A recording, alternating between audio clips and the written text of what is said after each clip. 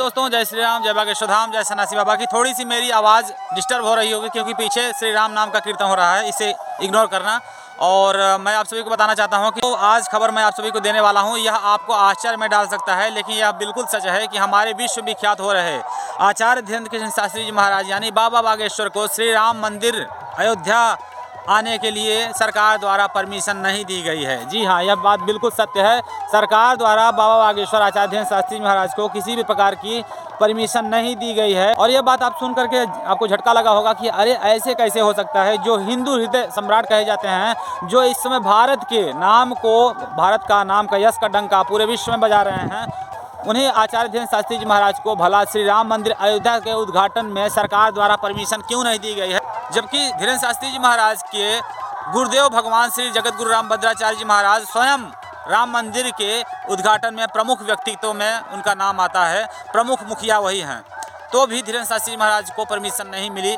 ऐसा क्यों हुआ, तो मैं आप सभी को बताना चाहता हूं कि देखिए, अयोध्या में इस समय भारत के लगभग 19 से 20% जनसंख्या, यानी कि लगभग मान लीजिए कि 140 करोड़ जनसंख्या है, तो उसमें से 40 करोड़ छोड़ दीजिए नॉन हिंदू हैं, बाकी 100 करोड़ हिंदू हैं। 100 करोड़ में लगभग 20% यानी कि 20 करोड़ लोग अयोध्या श्री राम मंदिर के उद्घाटन में जाने के लिए उत्साहित हैं।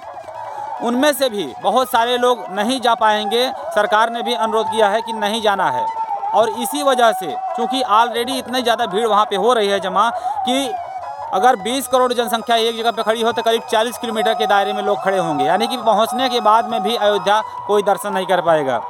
और आप सभी जैसा कि जानते हैं कि आचार्य धीरेन्द्र शास्त्री महाराज के कथाओं में ऑलरेडी इतनी ज़्यादा भीड़ रहती है कि उन्हीं के कथाओं में पहुंचे हुए व्यक्तियों को उन्हीं का दर्शन नहीं मिल पाता है, तो भला राम मंदिर उद्घाटन में उनका जाना कितना खतरनाक हो सकता है। यानी कि पब्लिक टूट जाएगी, पूरी तरह से बिखर जाएगी, बहुत भगदड़ मच सकता है, कुछ भी हो सकता है। तो ऐसे में सुरक्षा व्यवस्था नहीं हो पाएगी। इसीलिए जनता के हित के लिए, हितार्थ को ध्यान में रखते हुए उत्तर प्रदेश सरकार ने धीरेन्द्र शास्त्री महाराज को कथा में आने के लिए परमिशन नहीं दे है।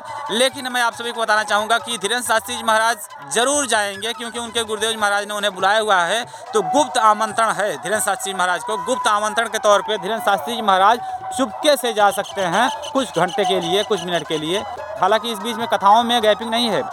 15 तारीख से 19 तारीख तक गोरखपुर कथा है जनवरी में, और उसके बाद में फिर 19 तारीख को आने में 22 तारीख से लेकर के 26 तारीख तक मध्य प्रदेश में ही कथा है। तो इस बीच में गुरुदेव जी महाराज खाली नहीं पाएंगे, लेकिन फिर भी 22 तारीख को गुरुदेव जी महाराज कुछ घंटे के लिए वहां पे पहुंचेंगे गोपनीय तरीके से। कि आप सभी जानते हैं कि जगत गुरु रामभद्राचार्य जी महाराज वहां के प्रमुख मुखिया हैं, और वो 1000 कुंडी हनुमान महायज्ञ भी वहां करेंगे, और उनका 75वां वर्षगांठ भी है। तो धीरेन्द्र शास्त्री महाराज उनके शिष्य होने के नाते, परम शिष्य होने के नाते वहां पे पहुंचेंगे, लेकिन गोपनीय तरीके से पहुंचेंगे। कहा जा रहा है कि बिना किसी को सूचना दिए धीरेन्द्र शास्त्री महाराज कुछ घंटे मिनट के लिए वहां पे पहुंच सकते हैं। तो बस आज की वीडियो में इतना ही, मिलते हैं अगले वीडियो में। जय श्री राम, जय बागेश्वर धाम, सरकार की हर हर महादेव।